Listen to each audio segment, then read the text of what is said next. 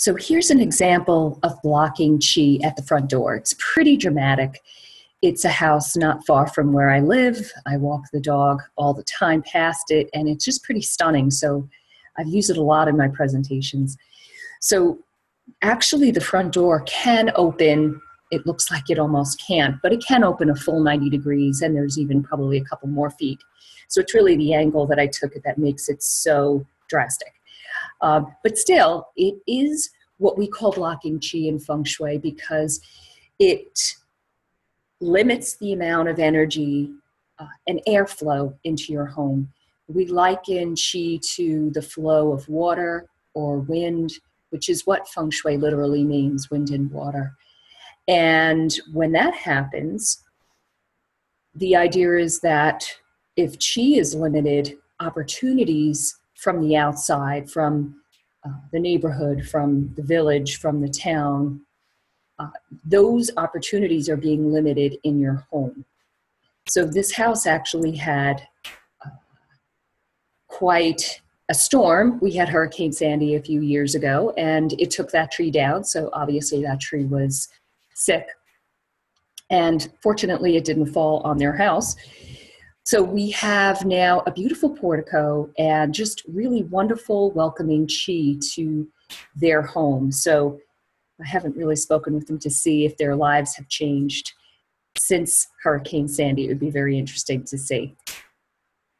So here's another example of blocking qi. So this was interesting. I actually visited this place first at night. I was going to a networking event.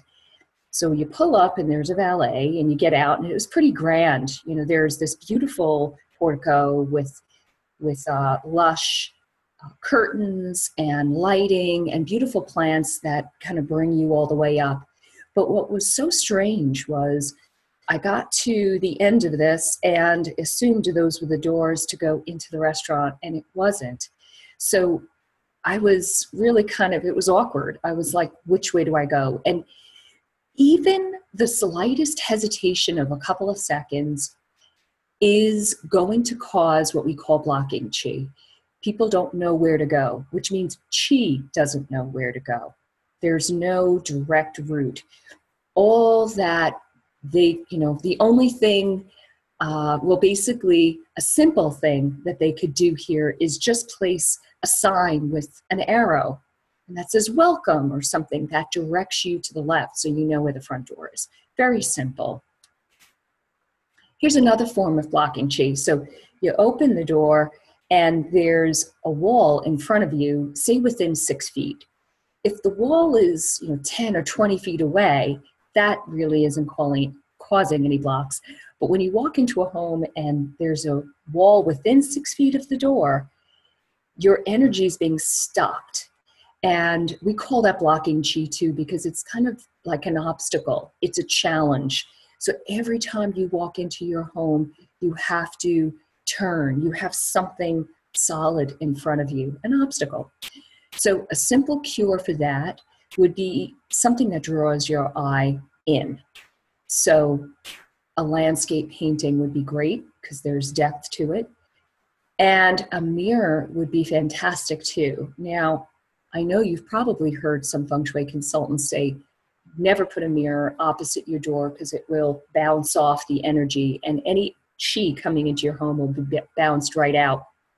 But I've been trained that mirrors are really pretty magical and they do draw our eye into the scene. So we're going in this direction. So it would be a beautiful way to open up that area. We also look at mirrors as like a portal.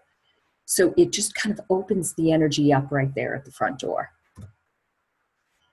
So this is attacking qi. So it's a little overbearing, correct? So if you see this outside of your home, from any angle, any window of your home, it's threatening. So I'm a big fan of those old Godzilla movies. I used to watch them all the time as a child. So this reminds me of a monster. And it's pretty scary and threatening. And even though you may live in this home And you go, oh, well, in the beginning it bothered me, but I don't even notice it anymore. That is okay on a conscious level, but the problem is there's that unconscious level of our body's reaction to our environment. So no matter how comfortable we think we are with something and okay with something, it really is at an unconscious or subconscious level that our bodies are reacting to these uh, negative sha qis.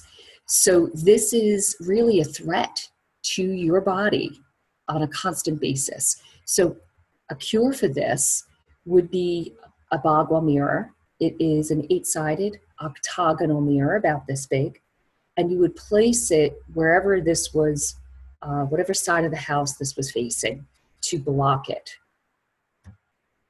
Another form of attacking qi would be something like this. So as you can see here,